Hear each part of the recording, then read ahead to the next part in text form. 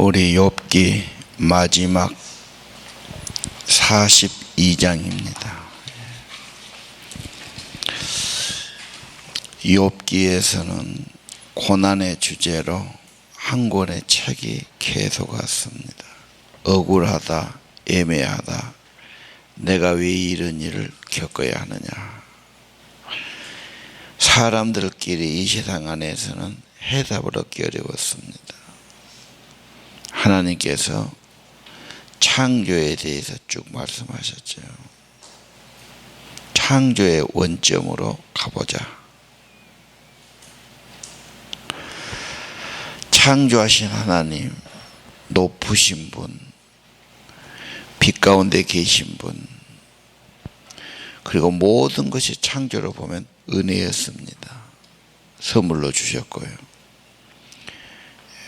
그리고 그 창조주 하나님께는 뭐라고 대답할 것도 없고 따질 것도 없습니다. 모든 걸 만들어 주셨고 그분을 어찌 다 안다고 하겠습니까? 그래서 오늘 1절에서 6절까지는 주님은 전능자입니다. 누구도 주님의 고귀하신 뜻, 변치 않은 그것을 누구도 방해할 수 없었다. 하나님의 주권이 확실하지요. 창조가 분명합니다. 그분의 세계가 분명합니다. 그분의 뜻이 분명하죠. 그래서 하나님의 세계관, 창조의 세계다. 하나님의 세계다. 그분이 주인시다. 그분의 주권은 너무도 귀하고 변치 않는다. 누구도 그걸 변할 수 없어요. 아침에 해가 뜨는 걸 누가 막을 수 있겠습니까? 바닷물을 누가 막을 수 있겠습니까? 이 천체의 이치를 누가 막을 자가 없어요. 3절에 보니까 무식한 인간들이 자기 생각으로 사람끼리 이 말 저 말 참 많이 했어요. 알지도 못하면서 깨달지도 못하면서 아는 체하고 자기 이론을 내세우고 자기가 해석이 안 된다고 그러고 막 그 야단을 했죠. 대답하라고 그러는데 하나도 대답할 수가 없었죠. 어떻게 어림이 오는지, 어떻게 구름에서 비가 나오는지, 어떻게 물이 흘러가는지, 어떻게 빛이 있는지 누가 말할 수 있겠습니까?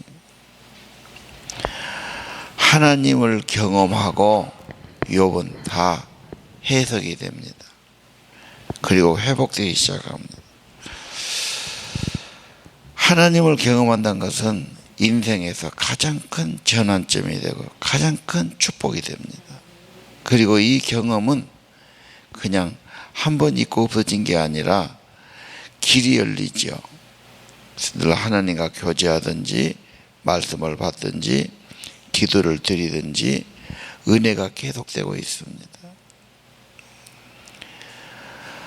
하나님을 경험하고 하나님의 도움을 입는 그 시작은 매우 귀한 겁니다. 이 점을 소리하거든요. 어떤 것보다 하나님이 함께하는 것은 그 인생에 큰 힘이 되고 도움이 됩니다. 그리고 하나님 경험은 6절에 뭐지요? 회개가 나오죠. 압도되지 않습니까? 입이 다물어지지요. 할 말이 없는 겁니다. 자, 여기까지 우리가 볼 때 욥이 얼마나 억울했습니까? 얼마나 문제도 많고 고난도 많았습니까? 인생 문제가 안 풀렸지 않습니까? 그거 어떻게 해야 됩니까? 하나님을 만나는 과정이라고 보겠습니다. 하나님 만나면 해석이 되지요. 자, 그 다음 중요한 것이 무엇입니까?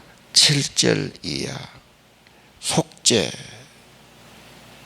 그리고 회개의 제물 그리고 기도를 말씀하십니다.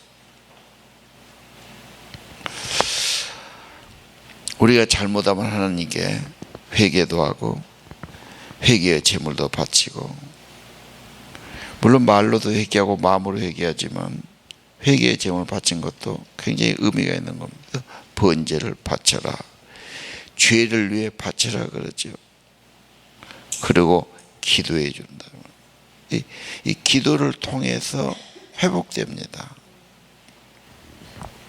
자, 하나님이 그 기도를 기억해 주시고 받아주시고 10절에 보니까 욥이 기도했는데, 친구들을 위해 기도했는데 욥이 회복되기 시작하죠. 창조주 하나님의 절대성을 인정하고 죄를 위해서 속죄제물을 드리고 기도사역, 특히 중보기도지요. 다른 분을 기도하지요. 욥의 회복과 축복의 전환점은 하나님을 경험하는 거고 중보기도입니다. 그들을 축복했어요. 하나님이 욥을 번성케 해주셨어요. 욥이 회복되는데 물론 건강도 회복됐겠지요. 11절 여러분께 건강보다도 가까운 사람들과 관계가 회복됩니다. 위로도 해주고 식사도 같이 하고 선물도 주고. 우리 회복은 함께 식사도 하고 선물도 하고, 그렇죠? 위로도 해주고. 인간은 그런 관계적인 굉장히 중요하죠. 예. 나는 남을 위해 축복하고 기도했는데 그 축복이 내게 돌아왔고 회복하는 기점이 되었다. 그리고 지금까지 많은 고난은 욥을 하나님께로 인도하는 정 같은 믿음을 만드는 과정에 불과했다.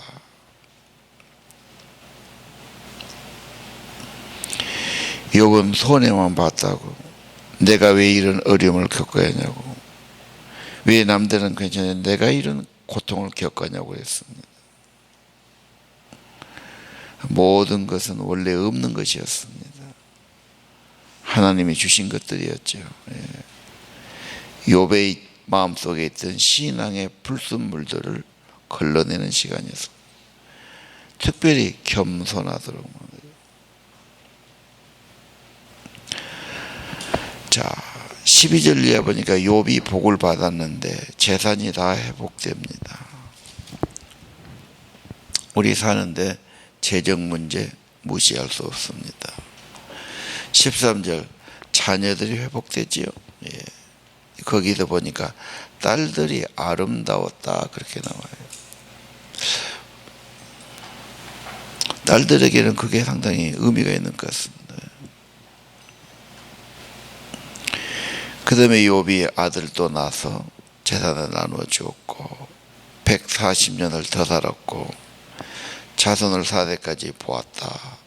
오래 살다가 세상을 떠났다. 이 욥의 짧지만 마지막이 완전한 회복이죠. 그리고 끝이 참 좋아요. 해피엔딩입니다.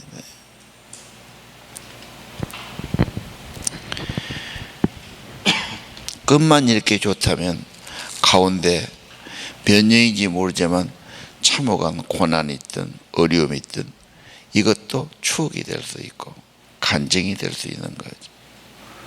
내 인생의 결론만 분명히 좋다면 문제가 될 것이 없어요. 우리 천국 백성은 결론이 분명합니다. 그렇죠? 이 희망을 가지고 사는 사람은 어려운 가운데서도 절망할 필요는 없지요. 회의하고 방황할 것도 없고요. 자, 오늘 이 하나님의 세계를 보면은 병약했든지 큰 병에 걸려서 죽음받았든지 무엇이 다 망가지고 없어지든지 절망스러울 때 사실은 부흥이 일어납니다. 회개가 일어납니다. 겸손히 엎드립니다. 역사들이 다 그랬어요.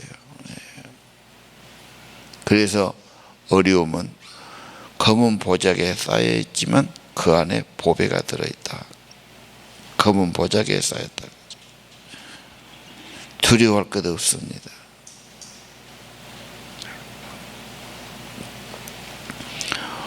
오늘 욥의 마지막 42장의 말씀, 우리는 욥처럼 하나님 경험하고 자기를 다 내려놔야 되겠고, 사실 하나님을 알면은 의심이든 혼란이든 갈등이든 불만이든 한순간에 날아가지요. 오직 하나님만 되죠. 하나님의 경험은 그냥 안 되지요. 이런 여러 과정도 있었고, 아픔도 있었고, 회개도 있었고, 하나님을 찾기도 했고, 많은 것도 있을 겁니다. 그러나 그 빛 가운데 가서는 자기를 다 포기하고 겸손히 내려놓습니다. 오늘 아침 특별히 새벽기도 성도들은 욥의 중보 기도, 그리고 기도를 통한 회복을 기억하시고 기도하는 시간 되기를 바랍니다. 기도드립시다.